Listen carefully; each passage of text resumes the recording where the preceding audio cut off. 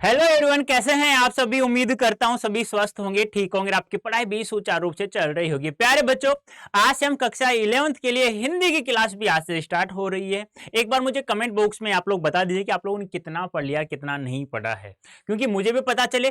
क्योंकि बहुत सारे बच्चों को क्या होता है, हिंदी विषय की मैं बात करता हूँ तो गद्य खंड तो आप लोग फिर भी पढ़ करके आप लोग क्वेश्चन आंसर कर लेते हो, लेकिन काव्य खंड में आपको बहुत सारी समस्याएं उत्पन्न होती हैं। उन समस्याओं का ही समाधान करते हुए मैं यहाँ पर आप लोगों को काव्य खंड से ही स्टार्ट कर रहा हूं, अपनी पुस्तक आरोह से। और चिंता नहीं करनी, यहां हम लोग एक एक शब्द का अर्थ पढ़ते हुए फिर हम लोग व्याख्या करेंगे, फिर हम लोग एमसीक्यूज करेंगे, फिर हम लोग क्वेश्चन आंसर भी हम लोग करेंगे, डेस्क्रिप्टिव भी। ठीक है, तो एक बार जल्दी से मुझे कमेंट करके बताइए, क्या आप लोगों को हिंदी पढ़ना बहुत जरूरी है या नहीं है। क्या आप लोगों को अब क्या क्लास 11th में 100% मार्क्स चाहिए हिंदी लैंग्वेज में, तो मुझे एक बार कमेंट करके अवश्य बताने, जिससे मुझे पता चले कितने बच्चे हैं भाई पढ़ने के लिए क्लास 11th में भी। क्योंकि कम बच्चे हों तो थोड़ा अच्छा नहीं लगता, लेकिन पढ़ाऊंगा तो फिर भी कंप्लीट में, लेकिन ज़्यादा होंगे तो और भी एक्साइटेड होकर मैं आप लोगों को पढ़ाऊंगा। ठीक है, तो प्यारे बच्चों, आज हम लोग स्टार्ट करें काव्य खंड से। कबीर जी का एक पद दिया हुआ है, हम तो एक एक करी जाना, यानी वो कहते हैं कि हम तो परमात्मा को, ईश्वर को एक ही जाना है, एक रूप में ही पहचाना है। और आगे हम लोग पढ़ेंगे इसमें क्या दिया हुआ है। ठीक है, हाँ, तो एक बार हम लोग ये भी देख लेते हैं कबीर जी के बारे में, थोड़ा हम लोग पढ़ लें कि इन्हें हम लोग किस नाम से जानते थे, ये स्वयं को किस नाम से पुकारते थे, इनका बेटा और बेटी का नाम भी क्या था, इन्हें आचार्य प्रसाद द्विवेदी किस नाम से जानते थे। क्यों, बहुत कुछ हमें इनके बारे में भी जानना बहुत जरूरी है। तो कबीरदास जी स्वयं को क्या कहते हैं, काशी का जुलावा। आप लोगों से पूछा जा सकता है क्या कि काशी का जुलावा, यानी कबीरदास जी ने स्वयं को किस नाम से पुकारा, तो क्या कहोगे आप लोग, काशी का जुलावा। एक और लाइन है कि ये क्या कहा जाता है इनके बारे में कि विधिवत रूप से इन्होंने साक्षर होने का कोई प्रमाण प्राप्त नहीं हो। जैसे आप लोग क्लास एलकेजी से लेकर 12th तक आप लोग पढ़ते हो, यानी कॉलेज में जाते हो, आप लोग स्कूल में जाके पढ़ते हो ना, कंटिन्यू विधिवत तरीके से पढ़ते हो ना, तो ऐसा इनका कहीं पर भी हमें प्रमाण प्राप्त नहीं होता कि इन्होंने विधिवत रूप से इन किसी स्कूल में जाकर, किसी पाठशाला में जाकर शिक्षा प्राप्त की हो, ऐसा हमें प्राप्त नहीं होता। इसकी एक लाइन हमें मिलती है, क्या मिलती है, मसी कागज छुओ नहीं, कलम गही नहीं आती। यानी क्या कह रहे हैं कि मैंने कभी भी कलम को और किसी भी कागज को छुआ तक नहीं है। फिर आप कहोगे सर इतना सारा ज्ञान इनको कहाँ से प्राप्त हुआ। इनको इतना सारा ज्ञान प्राप्त कहाँ से हुआ, देशांटन से और सत्संग से, यानी देश की यात्रा। अटन यानी होता है यात्रा, यानी कि इसका हम लोग संधि विच्छेद करेंगे तो क्या हो जाएगा, देश दन अटन। यानी इन्होंने बहुत सारे देशों की, यानी ये देश के कोने कोने तक की इन्होंने यात्रा की है और सत्संग में भाग लिया है। वहीं से इन्हें क्या प्राप्त हुआ है, ज्ञान प्राप्त हुआ है। देखो, किताबी ज्ञान के स्थान पर आंखों देखे सत्य और अनुभव को प्रमुखता दी है। यानी इन्होंने कहा है कि मैं किताबों से ज्यादा आंखों देखता हूं और कानों से सुनता हूं, मैं उस पर ज्यादा विश्वास करता हूं। इसके लिए इन्होंने एक दोहा भी लिखा है, क्या, मैं कहता हूं आंखन देखी, तू कहता है कागज की लेखी। यानी कि मैं कहता हूं सत्य वह है जो आंखों द्वारा देखा गया है और कानों द्वारा सुना गया है, और तुम कहता है कि कागज में जो लिखा हुआ है सत्य है, मैं इसे नहीं मानता हूं। तो ध्यान रखना, कभी भी इन्होंने कलम और कागज को हाथ में नहीं लिया है। यानी इसके लिए एक लाइन याद रखना, मसी कागज छुए नहीं, ठीक है, कलम गही नहीं आथ। और फिर एक ये ध्यान रखना है, क्या, कि मैं कहता हूँ आंखन देखिए, तू कहता है कागज पे लेकी। तो ये भी एक लाइन ध्यान में रखनी है। और स्वयं को क्या कहते हैं, ये काशी का जुलाहा कहते हैं। अब ये जो कबीरदास जी, ये भक्ति काल के जो निर्गुण धारा थी उसके प्रमुख कवि, उसके प्रवर्तक माने जाते हैं। यानी कि जो आचार्य रामचंद्र शुक्ल जी थे, उन्होंने भक्ति काल को दो भागों में बांटा गया था, सगुण काव्य धारा और निर्गुण काव्य धारा। निर्गुण काव्य धारा में भी दो शाखाएं थी। तो उसमें जो निर्गुण काव्य धारा की जो एक शाखा थी, जिसे निर्गुण धारा के ज्ञानाश्रयी शाखा के नाम से जानते हैं, उसके प्रतिनिधि कवि यानी प्रमुख कवि या प्रवर्तक भी ये माने जाते हैं। आपसे पूछा जाता है कि किस काल के कवि माने जाते हैं। अपनी बात को साफ साफ एवं दो टूकों शब्दों में प्रभावी ढंग से कह देने में इमाहिती थे, माहिर थे। यानी कहने का तात्पर्य क्या है, इन कुछ इंसान होते हैं ना कि ये नहीं सोचते कि सामने वाले पर क्या बीतेगी, ऐसे इंसान ये थे। ये अपने शब्दों को ये साफ साफ शब्दों में कहते थे, चाहे किसी को दुख पहुंचे तो अच्छा है या सुख पहुंचे तो अच्छा था। तो इन्होंने एक शब्द लिखा है कि बन पड़े तो सीधे सीधे, नहीं तो दरेरा देकर। ये कहता है कि ये संसार के लोग, क्या तो मेरी बात आप लोग सीधे सीधे मान लो, लेकिन अंत में तो मानना ही पड़ेगा। ये बात, ये वास्तविक बात है बेटा। क्या, इन्होंने जो उस समय लिखा, 1398 में इनका जन्म होता है, 120 साल के होकर के मरते हैं, ये निधन होता है इनका। तो उस समय जो लिखा है इन्होंने 14वीं शताब्दी में, वो आज भी सत्य प्रासंगिक हमें दिखाई देता है। अब इसी पद के कारण बन पड़े तो सीधे सीधे, नहीं तो दरिरा देकर। इसी कारण हजारी प्रसाद द्विवेदी एक आलोचक थे, उन्होंने इन्हें क्या कहा, वाणी का डिक्टेटर कहा, यानी भाषा का तानाशाह, यानी कि भाषा पर इनका अधिकार था मूल रूप से, इसलिए इन्हें वाणी का डिक्टेटर भी कहा है। अभी जो है ये तो देखो हम लोगों ने जो भी पढ़ा, इन तीनों, ये 3 स्लाइड्स में हम लोगों ने पढ़ा, ये तो हम लोगों ने ये इनके बारे में कबीर दास जी के बारे में हम लोगों ने पढ़ा है कि इन्हें कबीर ने स्वयं को काशी का जुल्हा कहा। इन्होंने जो भी ज्ञान प्राप्त किया है वो कागज किताबों से पढ़कर नहीं हुआ, इन्होंने विधिवत साक्षरता कहीं प्रमाण हमें प्राप्त नहीं होता है। ये देशांतर और सत्संग से इन्होंने जो ज्ञान प्राप्त किया वही सब ये मानते हैं, और इन्होंने आंखों देखे को सत्य माना है, किताब को लेखों को झूठा इन्होंने माना है। इन्होंने कहा है कि क्या तो मेरी बात को आप सीधे सीधे मान लो लोगों, वरना मैं आप लोगों को अंत समय में कभी ना तो कभी आपको मानना ही पड़ेगा। इसलिए हजारी प्रसाद द्विवेदी ने वाणी का डिक्टेटर भी कहा है। ये सब हम लोगों ने क्या पढ़ा, और ये भक्ति काल की निर्गुण धारा के ज्ञानाश्री शाखा के प्रमुख कवि माने जाते हैं। निर्गुण धारा को ज्ञानाश्री शाखा के नाम से जाना जाता है। ये तो हमने पढ़ा कबीरदास जी के बारे में। अब हम पढ़ेंगे जो हमारे पुस्तक में जो पद दिया हुआ है, और वही हमारे एग्जाम में पूछा जाएगा। बस इतना ज्ञान तो मैंने इसलिए दिया है कि जब कबीरदास जी का नाम आ गया, यार 120 साल जिसने हमारे लिए लिख करके बिताए हैं, तो उनके बारे में थोड़ा बहुत जानना तो बनता है यार। ठीक है, अब ये जो पद दिया हुआ है, इस पद में कबीर ने परमात्मा को सृष्टि के कण-कण में देखा है। जैसे आप लोग कहते हो ना कि मेरे मुट्ठी में भगवान है, आप लोग कहते थे बचपन में, याद होगा, यहां भी भगवान है, इस वस्तु में भगवान है, इस वस्तु में भगवान है, यानी भगवान वो है, वो सब जगह है। मानते हो इस बात को? तो इन्होंने भी यही कहा है। बोलो, उस समय लिखा हुआ आज प्रासंगिक है, आज सत्यता दिखाई दे रही है। ज्योति रूप में स्वीकारा है, और उसकी व्याप्ति चराचर संसार में दिखाई देती है। क्या भगवान की इस पूरे चराचर संसार में, प्रत्येक जगह संसार में जो भी जगह है, उन सभी जगह पे ईश्वर का रूप हमें दिखाई देता है। हम मानते हैं इस बात को, क्योंकि प्रकाश जो है, सूर्य तो एक ही है, अब सूर्य का प्रकाश जहां जहां पड़ता है, उस प्रकाश समान रूप से तो फैला हुआ है सभी जगह। इसी प्रकार भगवान भी क्या है, एक है, और वो सभी जगह विद्यमान है, कि चाहे किसी भी रूप में हो, है जरूर है वो। इसी व्याप्ति को अद्वैत सत्ता के रूप में देखते हुए विभिन्न उदाहरणों के द्वारा रचनात्मक अभिव्यक्ति दी है। रचनात्मक अभिव्यक्ति क्या होती है कि कवि ने अपनी कल्पना के द्वारा, अपने विचारों के द्वारा इन शब्दों को रचनात्मक अभिव्यक्ति दी है। इन्होंने अपनी भाषा में इन्होंने लिखा है कि ईश्वर है वो एक है, वो अलग अलग नहीं है, और सभी में, सभी वस्तुओं में वो विद्यमान है, चाहे किसी भी रूप में क्यों न हो। अद्वैत सत्ता के रूप में, क्योंकि शंकराचार्य के शिष्य माने जाते हैं, तो जैसे शंकराचार्य का जो मत था वो अद्वैतवाद था, यानी कि कहते हैं ना अद्वैत, यानी किसी में भी कोई मत न होना, यानी ऐसे नहीं कि हिंदू मुस्लिम का, यानी कि कहते हैं ना अल्लाह और अपना राम, ये सबको एक मानते हैं, अलग अलग नहीं मानते। इसलिए अद्वैत रूप में किसी में भी ये असमान नहीं मानते, सभी को समान रूप से एक ही ईश्वर का एक ही रूप में स्वीकार किया है। अब यह जो पद लिया गया, ये जयदेव सिंह और वासुदेव सिंह द्वारा संकलित संपादित कबीर के वाग्मय खंड 2 में से सबल से लिया गया। देखो ये शुद्ध करना थोड़ा, वाग्मय ऐसे लिखा जाता है बेटा, ये इस प्रकार से, ठीक है, वाग्मय खंड 2। अब ये जो शब्द है, ये एक बीजक ग्रंथ था इनका, जिसको 3 भागों में बांटा गया है। एक शब्द है, एक साखी है, एक रमेनी है। ये आप लोगों को ध्यान में हो। तो यहाँ से कहाँ से, कबीर वाग्मय खंड 2 से शब्द से लिया गया है, जो किनके द्वारा संपादित है, जैसे जयदेव सिंह और वासुदेव सिंह। आपसे पूछा जा सकता है, कैसे पूछा जाएगा, ये पद आपको दे देगा, और यहाँ से 5 MCQs पूछे जाएंगे कि यह पद कहाँ से लिया गया, शब्द, साखी, रमेनी, तो शब्द से लिया गया है। इस पद की भाषा कैसी है, इस लाइन में कौन सा अलंकार है, इस शब्द का क्या अर्थ होता है, ऐसे 5 सवाल आपसे पूछेगा। तो हम एक एक शब्द का अर्थ समझेंगे, फिर हम लोग आगे बढ़ते रहेंगे। देखो इस पद का आरंभ, हम तो एक एक करी जाना, दोई कहे तिन्ही को दोजक, जिन नाही पहचाना। अब यहाँ देखो एक एक शब्द का अर्थ बता देता हूँ। यहाँ इस लाइन में, यहाँ एक एक में यमक अलंकार है। कौन सा अलंकार है, यमक अलंकार। यमक अलंकार कहाँ होता है, जब 2 एक जैसे शब्द जहाँ आ जाते हैं, या 2 से अधिक हो, और उन शब्दों का अर्थ अलग अलग हो। तो यहाँ एक का अर्थ तो क्या है, परमात्मा, यानी कि ईश्वर है, और दूसरा एक ही है।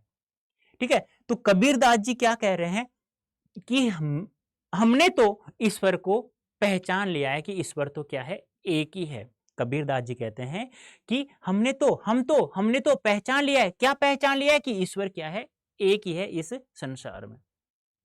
दो ही कहे तिन्ही को दो जग जिन नाही पहचाना।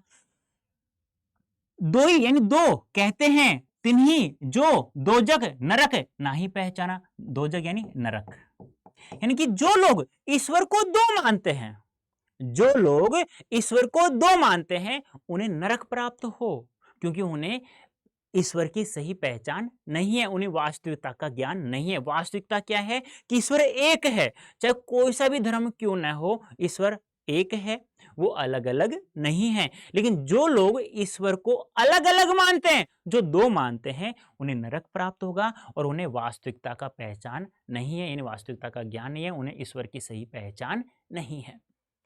एक के पवन एक ही पानी एक ही ज्योति समाना। अब कबीरदास जी कहते हैं कि संसार में एक ही हवा है, एक ही, आप जो अलग अलग हवा थोड़ी है, एक ही तो है। एक ही पानी है, एक ही प्रकार का पानी है पीने का, एक ही ज्योति समाना, और सभी में प्रकाश भी एक ही है, वो सभी के रूप में जो व्याप्त है। यानी कि आप लोग समझिए एक बार अच्छे से कि एक ही हवा है, अलग अलग हवा दिखती है, एक ही पानी है, पानी अलग अलग दिखता है क्या? नहीं। और जो प्रकाश हम जो देखते हैं, हम जो ले रहे हैं प्रकाश, जो हमें दिखाई दे सूर्य किरणों के द्वारा जो प्रकाश होता है, वो हम जो देख रहे हैं, क्या वो अलग अलग है? नहीं, वो एक ही है। तो वही कबीरदास जी कह रहे हैं कि एक ही हवा है, एक ही पानी है, और एक ही क्या है, सभी में प्रकाश समान रूप से व्याप्त है।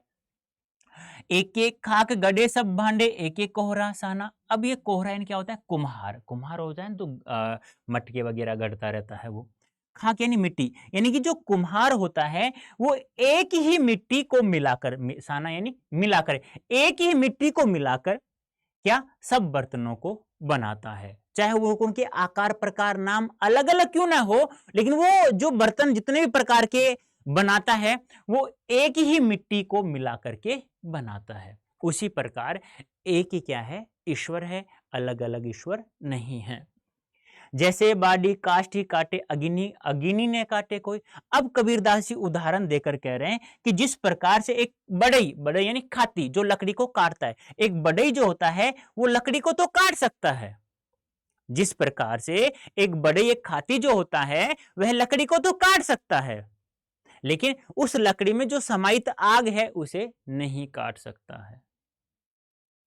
सब गठी अंतरी तू ही व्यापक धरे स्वरूपे सोई। अब कवि कह रहा है कबीरदास जी कि जो ईश्वर है वो सभी के हृदय में विद्यमान है, चाहे वो कैसी भी वस्तु हो, चाहे किसी वस्तु ने कैसा भी रूप धारण किया हुआ हो, उन सभी वस्तुओं में भगवान विस्तृत रूप से फैला हुआ है, विस्तृत रूप से विद्यमान है। माया देखी के जगत लुभाना काहे रे नर घबराना। अब ये जो इस संसार का जो मानव है वो माया के जाल में, धन दौलत के जाल में फंसा हुआ है, जिसे जहां माया मिल गई वो वहीं फंस करके रह गया, और वो जिसको माया प्राप्त हो गई और वह उस लाभ में क्या कर रहा है? गर्वाना, घमंड कर रहा है। यानी जिस मानव को, यानी जो मानव है, जो इंसान है संसार में, वह माया के जाल में फंसा हुआ है। इसने माया देखी ना और उसके जाल में फंस गया, जहां धन दौलत देखी वहीं जाकर के बैठ गया, वहीं की वहीं फंस गया वो, और वह इंसान फिर क्या कर रहा है? घमंड कर रहा है। तो कबीरदास जी कहते हैं कि तुम्हें घमंड बिल्कुल भी नहीं करना चाहिए, तुम्हें माया के जाल में नहीं फंसना चाहिए। निर्भय भया कछु नहीं व्यापे कहे कबीर दीवाना। अब कबीरदास जी कहते हैं यदि तुम निर्भय हो जाओगे, यदि तुम निडर हो जाओगे तो तुम्हें कोई नहीं सताएगा। व्यापे यानी सताना, तुम्हें कोई भी सताएगा नहीं, तुम्हें कोई परेशान नहीं करेगा। कहे कबीर दीवाना। अब कबीरदास जी कहते हैं मेरी तरह तुम भी निर्भय बनो, जैसे मैं दीवाना हूं। किसका? अरे भक्ति करो, आप किसी भी ईश्वर की भक्ति करो, लेकिन आप निर्भय होकर के भक्ति करो। इसलिए तो लोग मुझे क्या कहते हैं? दीवाना, पागल, बैरागी कहते हैं। एक बार वापस देखिए, देखो कहानी के रूप पढ़ना है। कबीरदास जी कहते हैं कि हमने ईश्वर को एक ही जाना है, कि मैंने ईश्वर को पहचान लिया है कि ईश्वर क्या है? एक है। जो लोग ईश्वर को दो मानते हैं, ईश्वर को अलग अलग मानते हैं, उन्हें नरक प्राप्त होता है, अर्थात उन्हें ईश्वर की पहचान नहीं है, उन्हें वास्तविकता का ज्ञान नहीं है। इस संसार में एक ही हवा है, एक ही पानी है, और एक ही क्या है? प्रकाश समान रूप से फैला हुआ है। जिस प्रकार एक कुम्हार है, एक कुंभकार है, वो एक ही मिट्टी को मिलाकर अलग अलग प्रकार के बर्तनों को गढ़ता है, बर्तनों को बनाता है, चाहे उनके आकार प्रकार नाम अलग अलग ही क्यों ना हो, लेकिन वो सभी बर्तन, वो सभी आकार प्रकार के जो कुम्हार ने बनाया है वो एक ही मिट्टी से बनाया है। उसी प्रकार जिस प्रकार से प्रत्येक जगह इस संसार में एक ईश्वर है, उसी प्रकार एक ही हवा, एक ही पानी और एक ही प्रकाश व्याप्त है। अब उदाहरण देख रहे कबीरदास जी समझा रहे हैं कि जिस प्रकार एक खातिया बढ़ई लकड़ी को तो काट सकता है, लेकिन उसमें जो आग समाहित है उस आग को वह नहीं काट सकता है। अब कबीरदास जी कहते हैं क्या कि यह ईश्वर है ना सभी के हृदय में विद्वान में, चाहे वह वस्तु कैसा भी रूप धारण क्यों नहीं किया हुआ हो, और किसी भी वस्तु में ईश्वर समान रूप से विद्यमान है, चाहे ईश्वर ने भी कोई भी रूप धारण क्यों नहीं किया हो, चाहे किसी वस्तु ने कोई भी रूप धारण किया हो उसमें भी ईश्वर है, और ईश्वर किसी भी वस्तु में है वो किसी भी रूप में विद्यमान हो सकता है। विस्तृत रूप से प्रत्येक जगह ईश्वर है, समान रूप से विद्यमान है। माया देखी के जगत लुभाना, काहे रे नर घबराना, यानी इस संसार में जो मानव है, नर है, वो माया को देख करके क्या है लोभ में फंस जाता है, माया के जाल में फंसा हुआ है। जहां उसने माया देखी ना, धन दौलत देखा ना, बस उसी के जाल में फंस गया और फिर वह क्या करने लग जाता है, घमंड करने लग जाता है। तो कबीरदास जी कहते हैं कि हे मानव, तुम्हें माया के जाल में नहीं फंसना है और तुम्हें घमंड नहीं करना है किसी भी प्रकार का।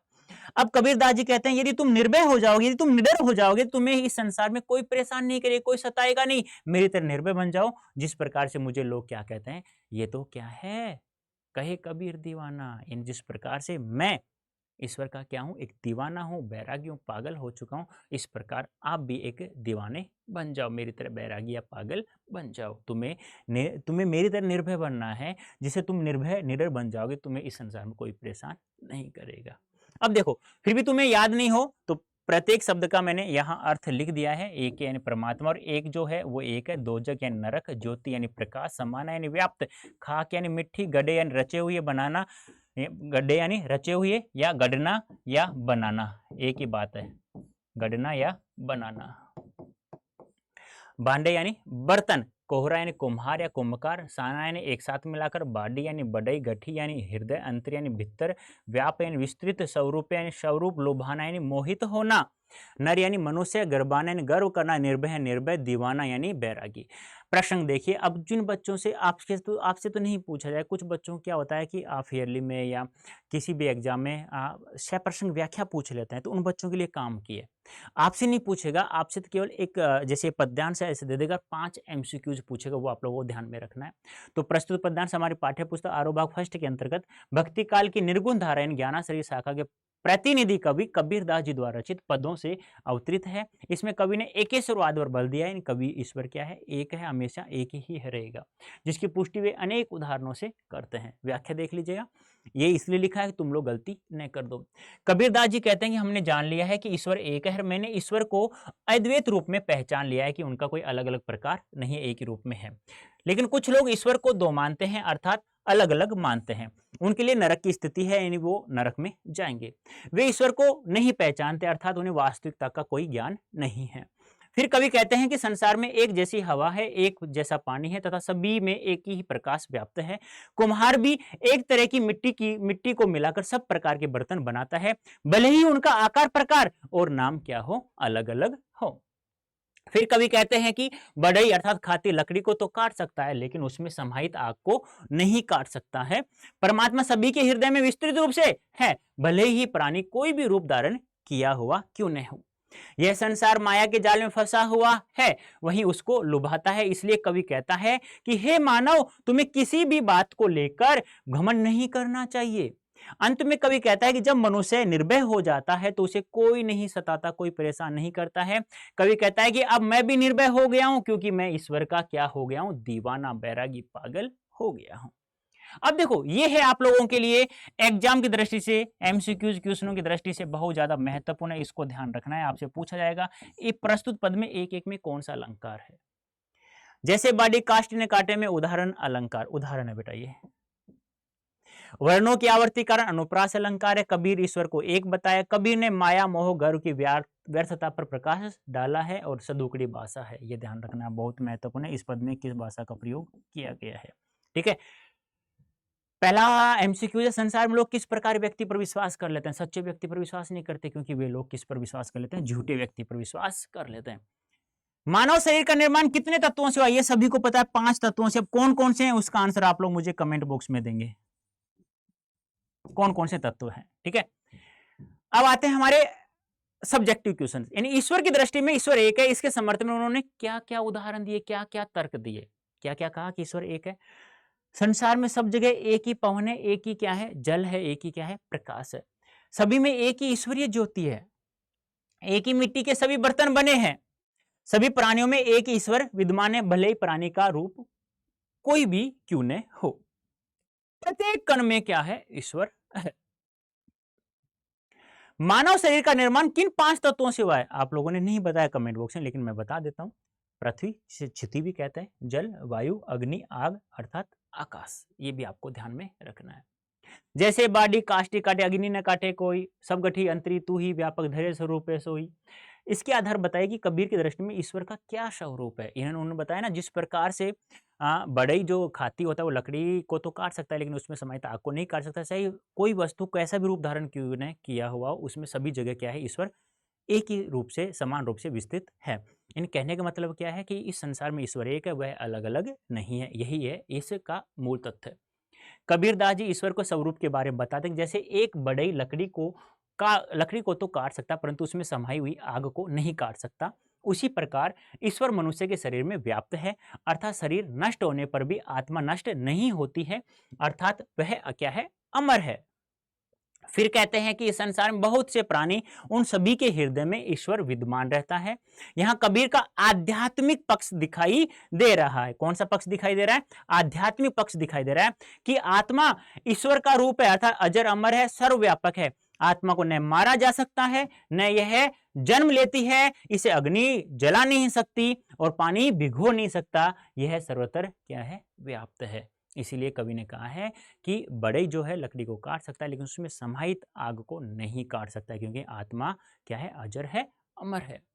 फिर एक कबीर ने अपने को दीवाना क्यों कहा है, क्योंकि कबीर ने कहा है, कबीरदास जी ने कहा है कि जो ईश्वर की भक्ति में लीन हो जाता है उसको कोई परेशान नहीं करता, जैसे मैं हूं। दीवाना का अर्थ होता है पागल। कबीरदास ने परमात्मा का सच्चा रूप देख लिया है, वे उसकी भक्ति में लीन है, जबकि संसार बाह्य आडंबरों में उलझकर ईश्वर को खोज रहा है। अतः कबीर की भक्ति संसार के लोगों की विचारधारा से क्या है, अलग है, इसलिए वे स्वयं को क्या कहते हैं, दीवाना। इसलिए कबीरदास जी ने अंत में कहा है कि तुम निर्भय हो जाओ, तुम निडर हो जाओ मेरी तरह, जिसे मैं ईश्वर का दीवाना हो चुका हूं, ऐसे निडर हो जाओ तो तुम्हें कोई परेशान नहीं करेगा। तो प्यारे बच्चों, यह था हमारा काव्य खंड से पहला चैप्टर था कबीरदास जी का पद। उम्मीद करता हूं आप लोगों को समझ में आ गया होगा। अब मुझे कमेंट करके बताना है आप लोगों के कि आपके मिड टर्म में, यानी कि आपके अर्धवार्षिक हाफ ईयरली एग्जाम है, उनमें कितने कितने चैप्टर किस किस बुक से आ रहे हैं, यह भी मुझे आप लोगों को बताना है। तो प्यारे बच्चों, अभी के लिए इतना ही। धन्यवाद, थैंक यू सो मच।